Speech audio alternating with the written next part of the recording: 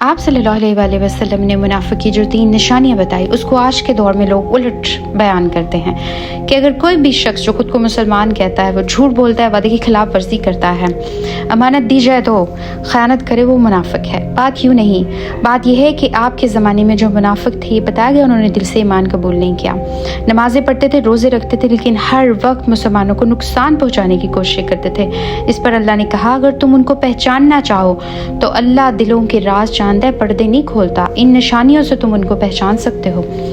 ये उन मुनाफिकीन के बारे में था जो आपके ज़माने में झूठे मोमिन बने हुए थे, दिलों में ईमान नहीं था लेकिन खुद को मुसलमान कहलवाते थे। आज के ज़माने में अगर कोई मुसलमान झूठ बोलता है तो हम उसे कहेंगे आप गुनाह का काम कर रहे हैं, ये अल्लाह की नाफरमानी है, हम उसे तनबीह करेंगे। हमारे दरमियान अब अल्लाह का नबी नहीं है जो लोगों के दिलों का हाल बताए। किसी मुसलमान पे इस तरह का लेबल लगाने का हमारा कोई हक नहीं है। ऐसी बदगुमानियों से बचना चाहिए।